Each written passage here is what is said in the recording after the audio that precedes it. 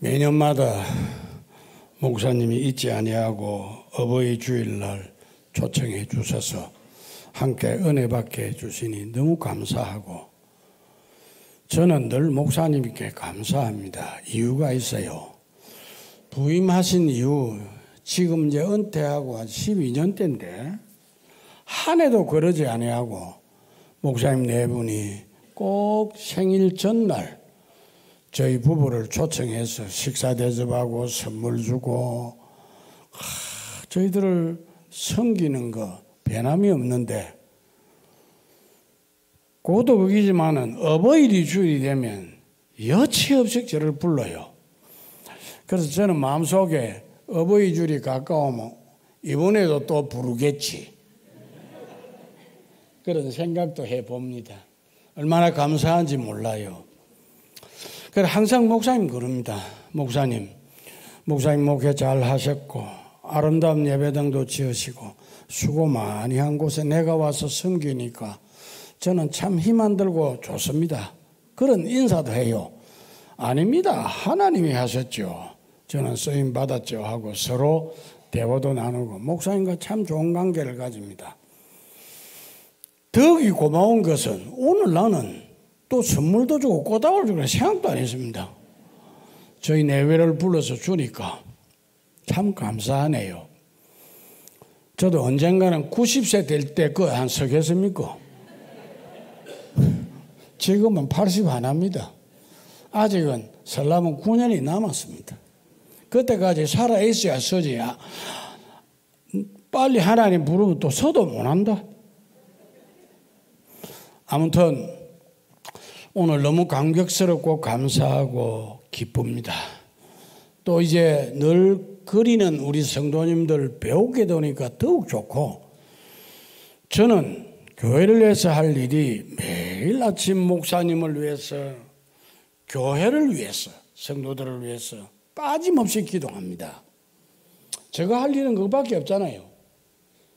그래서 늘 하는 가운데 오늘 이런 좋은 만남을 가지니까 너무 좋습니다. 너무 인사 길었죠. 이제 그만큼 하고 오늘 하나님이 저를 통해서 여러분께 하고 싶은 말씀을 오늘 말씀을 통해서 전해드리고자 합니다. 여러분, 우리 아들이 저보고 하는 말이 우리 아들이 박성수 주사 알지요? 50 너입니다. 아버지, 우리 교회는 연로하신 분이 많아서 어버이 주일 설교가 그렇게 많이 적용이 안 될 겁니다. 그래 알아서 해야 됩니다. 이러더라고. 그 지인들은 말 안 해도 내 마음속으로 니는 잘 모르네. 어버이는 정의를 잘 내려야 된다. 첫째, 영적 아버지 하나님이 계십니다. 그리고 여러분 예수님께서도 우리의 기도를 가르칠 때 하늘에 계신 우리 아버지라고 기도해야 안 했습니까? 하나님 우리 아버지. 두 번째, 여러분을 낳아주시고 길러주신 육적 아버지가 계시고 맞죠? 세 번째는 영적 아버지가 있습니다. 여러분이 오늘 이만큼 신앙생활하고 믿음으로 살아오는 게 스스로 된 게 아니고 하나님이 영적 아버지 되시는 이 목사님을 세워서 여러분에게 말씀 가르치고 영적으로 길렀다 이 말이에요. 그래서 우리 아버지는 정확하게 말하면 세 분입니다. 제일 큰 어른 하나님, 두 번째 목사님, 세 번째 날 낳아주셔 길러신 육적 아버지입니다. 그런 의미에서 오늘 어버이 주일을 맞을 때 내가 하나님 아버지를 어떻게 섬길까? 육적 아버지를 어떻게 섬길까? 영적 아버지 되서는 목사님을 어떻게 섬길까?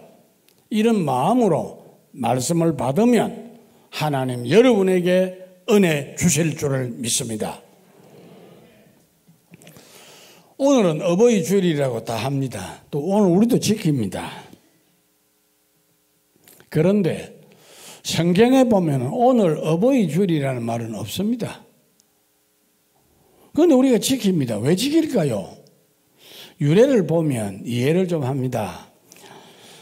미국 웨스턴 비지니아 주에 있는 웹스터라는 곳에 사는 아나 자비스라는 여사가 이 일을 미국 의회에 요청을 한 게 있습니다. 어버이날을 좀 지키면 좋겠다.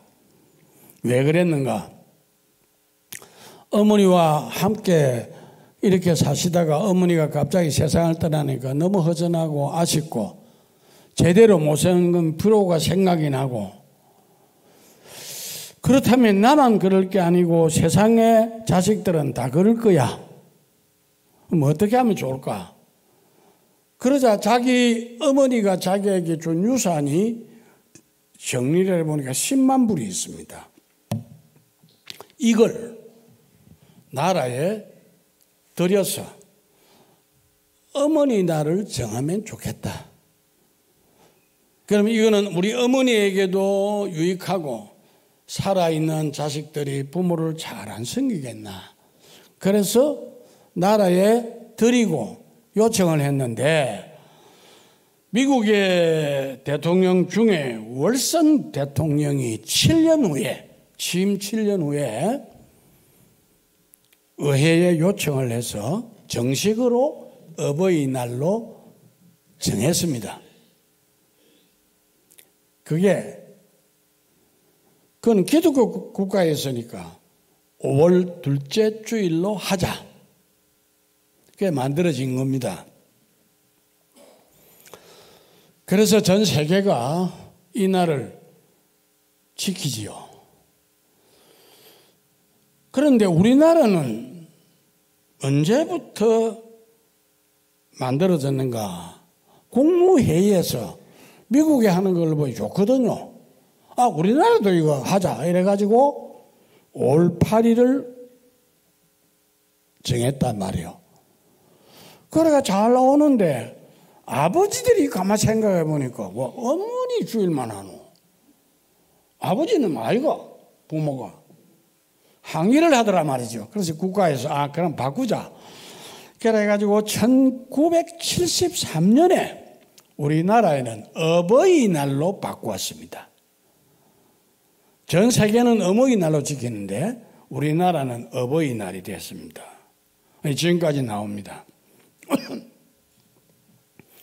자, 그러면 성경에는 어버이날이 없는데 왜 우리는 지켜야 될까요? 잘 기억합시다. 어버이날은 한 날만 있는 게 아니고 평생의 어버이날입니다. 그래서 성경은 살아 계실 때 부모를 평생 섬기라, 그거 가르치고 있습니다. 그날 한 날만 해라 이런 말은 안 합니다. 그럼 왜 어버이날로 정해서 할까요? 평소에 잘 못하니까. 이날 하루만이라도 만들어가지고 부모를 생각하고 기억하고 잘 섬겨야 안 되겠는가. 그게 만들어진 겁니다. 그래서 여러분들이 어버이날만 생각하지 말고요. 평소에 부모 잘 섬겨야 돼요. 이게 성경적입니다. 그렇다면 부모를 왜 공경해야 됩니까? 가장 중요한 겁니다. 하나 명령입니다. 성경은 우리에게 두 가지를 말합니다. 하라, 하지 마라. 요 두 가지 외에는 성경이 기록된 게 없습니다. 전부 열어보면 하라, 하지 마라. 요 두 가지로 말합니다. 무슨 사건을 이야기하든지 어떤 말을 하든지 하라, 하지 마라. 하라, 하지 마라는 말은 명령입니다, 여러분. 부모를 공경하라, 명령이다. 그래서 오늘 본문에도 보니까 25절에 내 부모를 즐겁게 하며 내 어머니를 기쁘게 하라고 합니다. 해도 되고 안 해도 되고 그런 말 안 합니다. 하라, 명령입니다. 명령은 꼭 해야 됩니다. 안 하면 불순종입니다. 안 하면 하나님의 말씀을 거역하는 겁니다. 하나님을 향한 도전입니다. 하나님의 자녀는 어떤 경우 어떤 입장에서도 하나님 말씀 따라 살아야 됩니다. 그러기 위해서 하나님이 하라면 꼭 해야 된다 이 말이에요. 신명기 5장 16절에도 보면은 너는 너희 하나님 여호와의 명한 대로 부모를 공경하라. 그리하면 내 하나님 여호와가 내게 준 땅에서 생명이 길고 복을 누린다. 하라. 해야 돼요.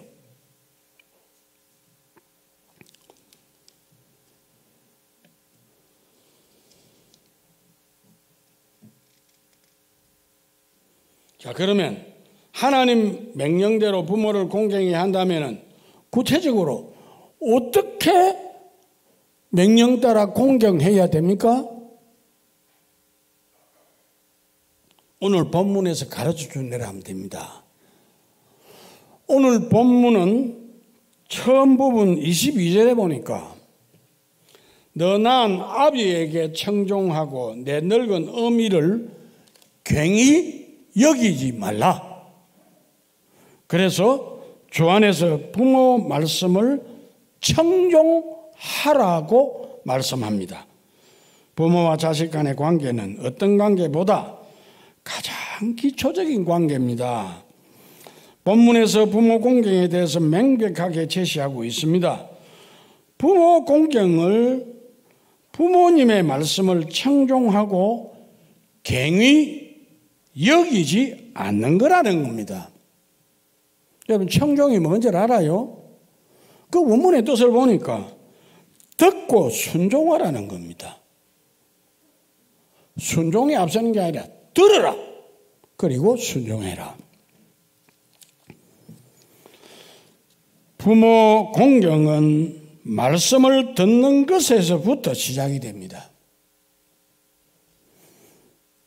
부모에게 순종하라면 말씀에 귀를 기울이시고 효도를 시작해야 된다는 겁니다. 여러분 부모는 나이가 들면 말이 많아집니다. 그 중에 한 사람이 접니다. 우리 아이들이 그럽니다. 아버지는 말이 많습니다. 이럽니다.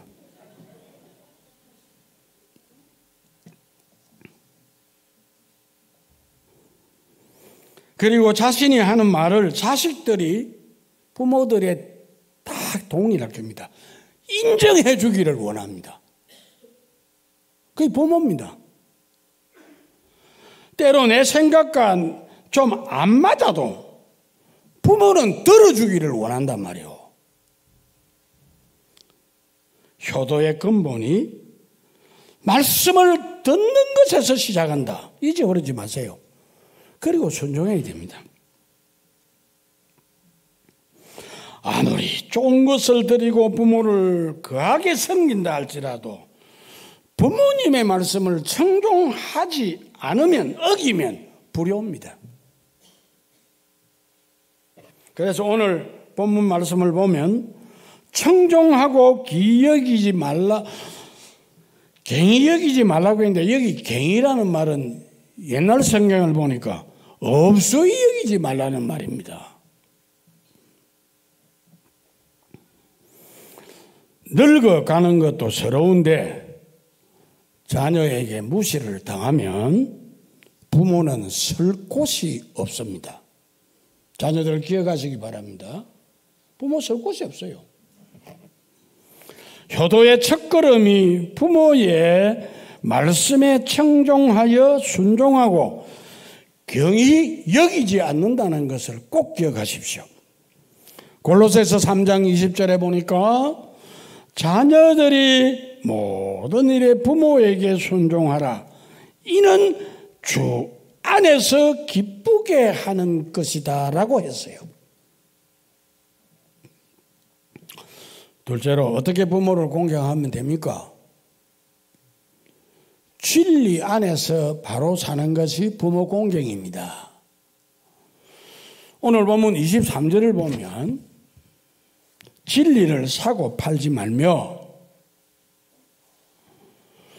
지혜와 훈계와 맹철도 거리하라. 이 말은 무슨 말입니까? 한마디로 묶어서 말하면 진리를 소중히 여기라 이 말이에요. 여기서 말하는 진리가 그러면 무엇입니까? 우리가 평소에 상식적으로 하는 그 진리는 변하지 않습니다. 환경은 변해도 세상은 변해도 학문도 변해도 진리는 영원합니다. 그럼 이 진리가 뭡니까? 하나님은 우리에게 명확하게 가르쳐 줬습니다. 요한복음 14장 6절을 보니까 내가 곧 길이요 생명이니 진리요 생명이니 나로 말미암지 않은 아버지께로 올 자. 누가 그랬습니까? 예수님이 내가 진리다라고 했어요. 사랑하는 성도 여러분, 부모의 고생을 알아주는 것도 중요하고 용돈 드리는 것도 중요합니다. 드려야 됩니다. 하지만 이것은 효도의 본질이 아니고 부분입니다. 참 효도는 자녀들이 예수님 안에서 말씀 안에서 아름답게 살면서 부모를 섬기는 것이 효도입니다.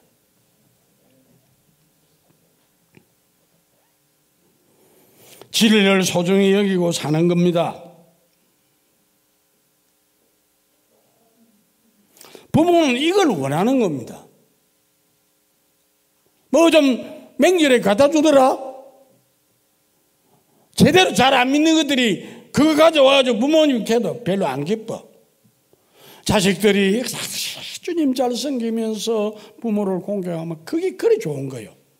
물질이 좋은 게 아니라 그 자녀들이 좋다 이 말이에요. 그게 효도라. 그래서 요한 3서 3절 4절에 보니까 행자들이 와서 내게 있는 진리를 증거하되 내가 진리 안에서 행한다 하니 내가 심히 기뻐하노라. 내가 내 자녀들이 진리 안에서 행한다함을 듣는 것보다 저 즐거움이 없다. 이게 부모 마음입니다. 이게 효도입니다. 믿음의 부모는 자녀들이 진리를 소중히 여기며 예수님 모시고 그 가운데서 사는 것을 볼 때 그렇게 기쁘고 자랑스럽습니다. 이보다 더 큰 기쁨이 즐거움이 없습니다. 부모는 자녀들이 말씀 따라 예수님 안에서 사는 모습을 보면 자녀로 인하여 즐거움과 기쁨이 넘칩니다. 그래서 24절에 보니까 이런 말을 합니다. 의인의 아비는 크게 즐거울 것이요 지혜로운 자식을 낳은 자는 그로 인하여 즐거워할 것이다. 자녀된 여러분, 부모님이 무엇을 기뻐하는가를 바로 아시고 예수님 안에서 말씀대로 살아서 부모님을 즐겁고 기쁘게 해드려서 효도하시기 바랍니다. 여기 앉아 계신 목사님, 여러분을 통해서 뭘 좋아할까요? 말씀대로 진리대로 사는 걸 그래 좋아하실 겁니다. 맞죠? 맞다 그런단 말이에요. 이 목회자의 심정이요. 제가 목회를 하면서 항상 성도들의 말씀 안에 사는 모습을 보면 그래 즐겁고 좋단 말이에요. 이게 부모 심정이다.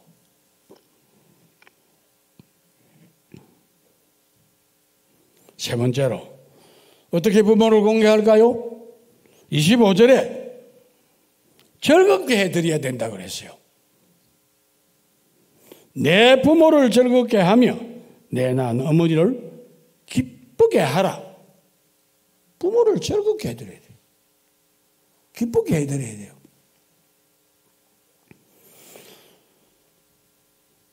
이 말씀은 부모님을 염려케 하거나 근심케 하면서 뭐 해두는 것은 안 좋다 이 말이에요. 즐겁게 해드리라. 그래서 잠언 17장 25절에 보는 미련한 아들은 그 아비의 근심이 되고 그 어미의 고통이 되느니라. 그러므로 여러분들은 부모를 기쁘게 해드리기를 노력해야 됩니다. 자, 그럼 부모를 기쁘게 해드리려면 어찌해야 됩니까?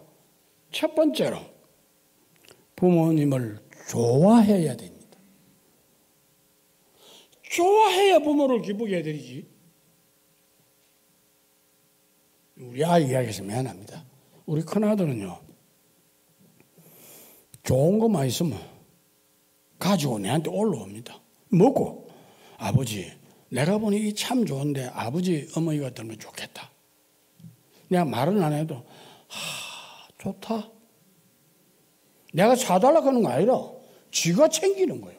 얼마나 좋아요. 즐겁게 그거 하려면은 부모님을 좋아해야 그게 된다 이 말입니다. 항상 부모님에게 두 번째는 감사하는 마음을 잊어서는 안 됩니다. 내가 있다는 것은 부모님 때문이요. 내가 이렇게 사는 것도 부모님 때문이다. 내가 건강한 것도 부모님 때문이다. 항상 감사하라 이 말이요. 부모님과 관계가 안 되면 그건 불효입니다. 세 번째, 사랑의 빚진 자임을 알아야 돼요. 여러분 평생 해도 부모님 은혜를 다 못 갚습니다. 어떻게 갚을 겁니까?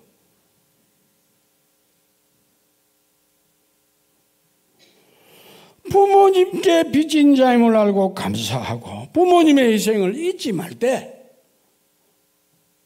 부모님을 즐겁게 해드릴 수가 있다는 겁니다.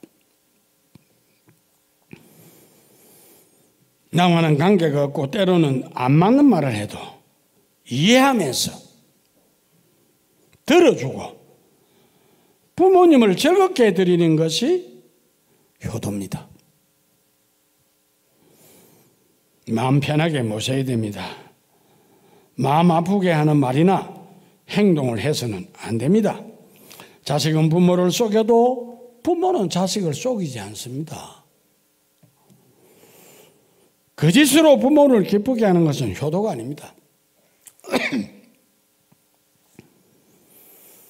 제가요, 장인 살아 계실 때 부족하지만한 아내하고 종종 찾아뵀습니다. 나름대로는 열심히 섬겼습니다. 그런데 하나는 가기만 가면 내 꼭 자기 방에 부릅니다. 다른 사람 안 불러. 가면 내가 말이야 옛날에 이북 출신이거든요. 내가 그 살 때 우째우째 살았고 이래가 아이들 데리고 여기 왔고 합니다. 그 마음속에 고생 많이 하셨다. 그런 마음이 들어요. 그런데 이 이야기를 갈 때마다 합니다. 저 불러놓고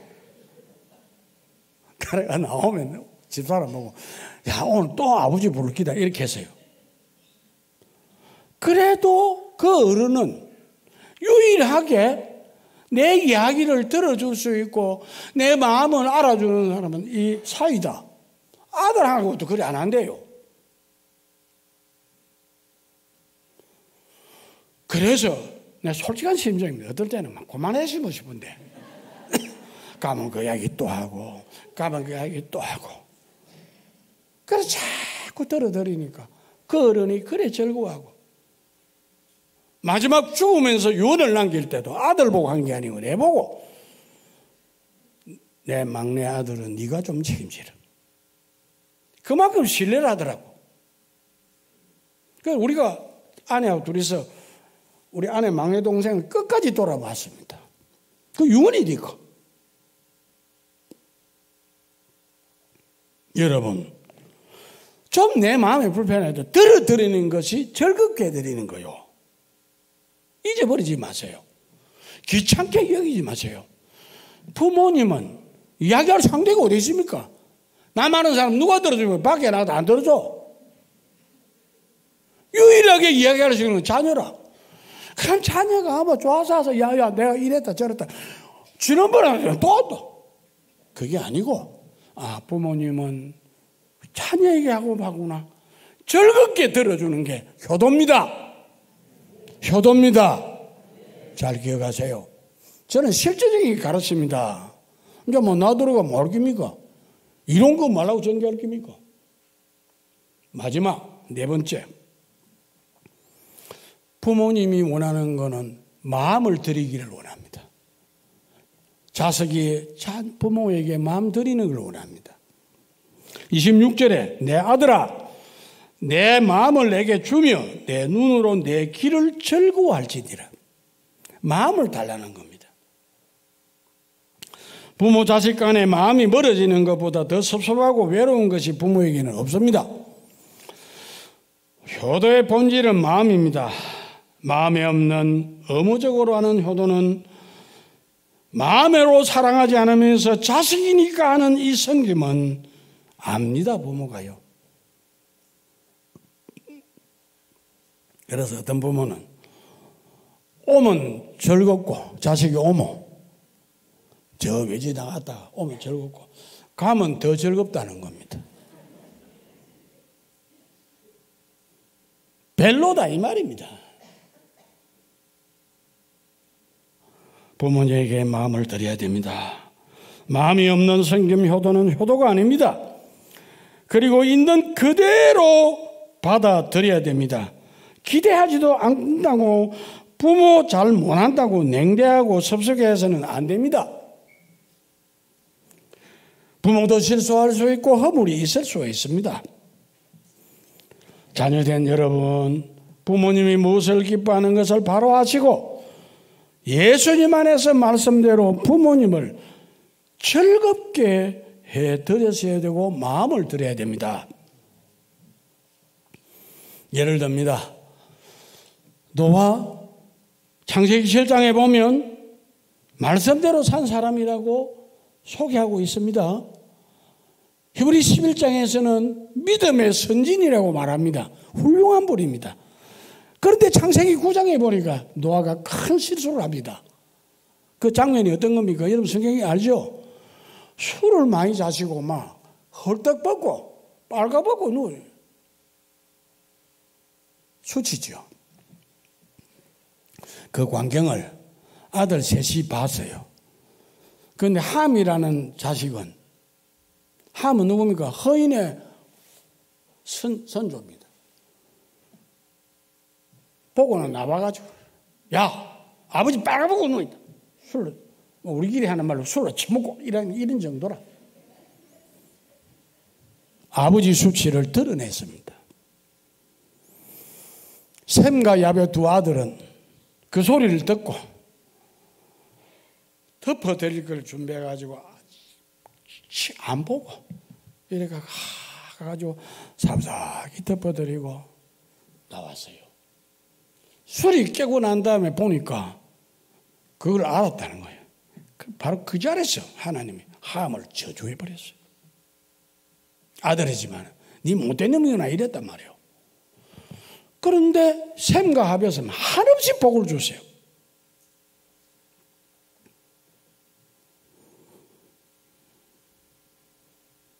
여러분, 자녀는 부모가 온전하실 수 없습니다.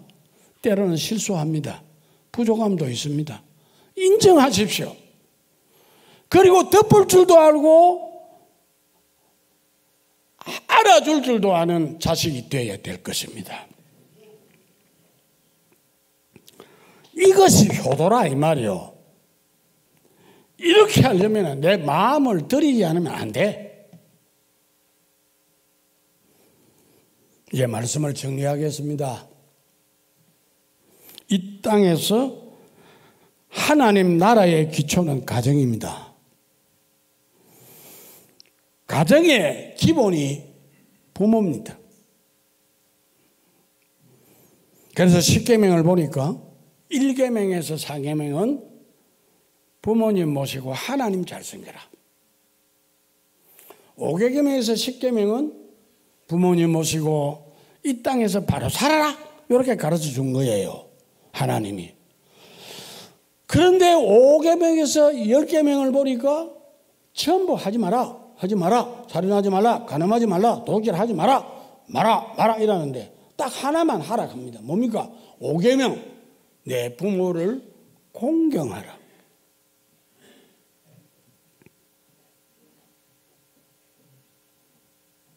여러분, 올바른 가정은 부모 공경에서 시작합니다. 올바른 가정은 부모 잘 섬기는 데서 이루어지고 축복이 주어진다는 겁니다. 그래서 성경은 이렇게 말합니다. 잠언 5장 16절에 내 하나님 여호와께서 내게 주신 땅에서 부모 잘 섬기면 생명이 길고 복을 누릴 거라고 말씀하셨고, 에베소 6장 1절에서 3절에는 부모를 공경하고 부모에게 순종하는 것이 옳고 그렇게 하면 네가 땅에서 잘되고 장수할 거라고 하나님이 말씀하셨습니다. 부모 공경은 반드시 잘해야 합니다. 어떻게 공경해야 잘하는 것입니까?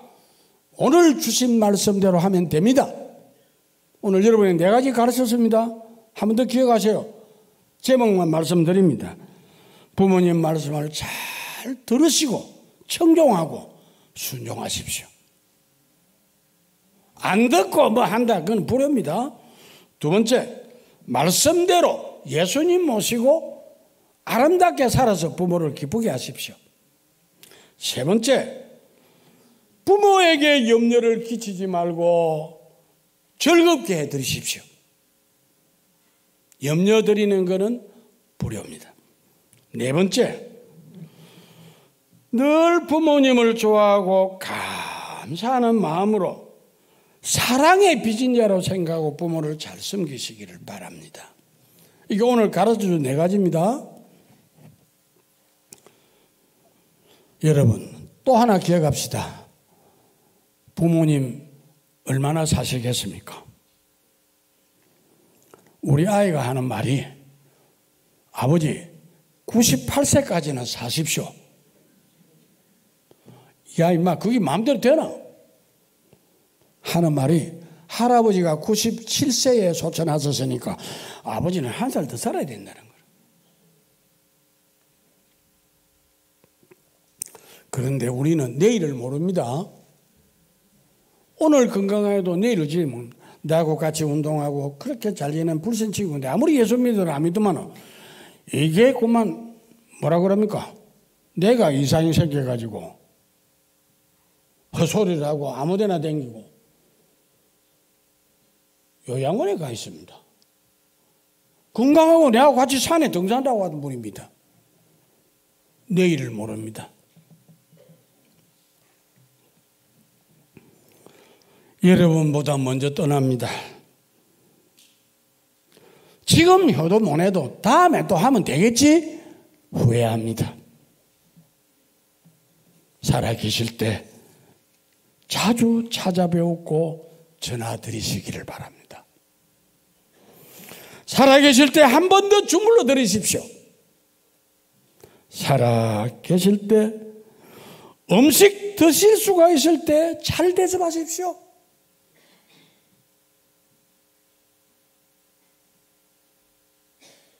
저는 우리 딸이 현녀라 그럽니다.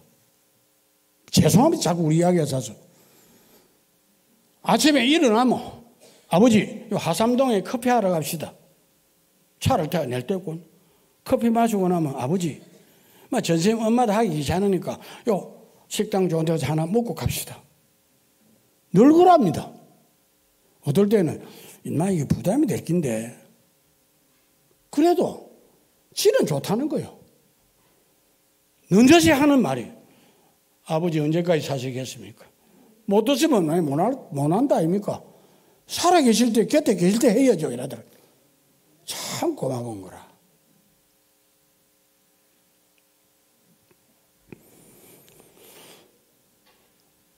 그 동이 있을 때 여행도 시켜드리십시오. 못 움직이면 가고 싶어도 못 갑니다. 저는 아직은 누가 내보고 한 2박 3일 어디 한번 나가자. 갑시다 합니다. 매년 후에는 가자 해도 못 간다. 건강이 안 되는데. 부모님 그동하실 때 여행도 시켜드리고 함께 즐거워하십시오. 구체적이죠. 떠나면 아무 소용이 없습니다. 그래서 송강정철 선생님은 이런 말을 했죠. 여러분 기억할 겁니다. 어버이 살아계실 때 섬기기를 다하여라. 한 번 가신 뒤에 애달프다 의하리. 생전에 고쳐 못할 일은 이뿐인가 하노라. 후회스러운 얘기죠. 살아계실 때 공경하여 호도하시기 바랍니다. 같이 계실 날이 얼마 안 남습니다. 후회 없도록 효하시기 바랍니다. 그리고 하나님이 약속하신 생명이 길고 복된 축복을 받는 자녀들이 되어지시기를 말씀 받들어 축원을 드립니다.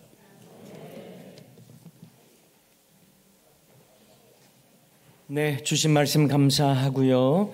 우리 찬송가 579장 1절 4절 찬양하겠습니다.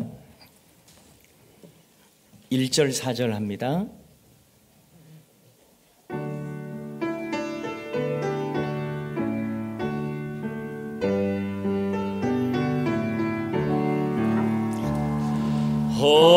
어머니의 넓은 사랑 귀하고도 귀하다. 그 사랑이 언제든지 나를 감싸줍니다. 내가 울 때 어머니는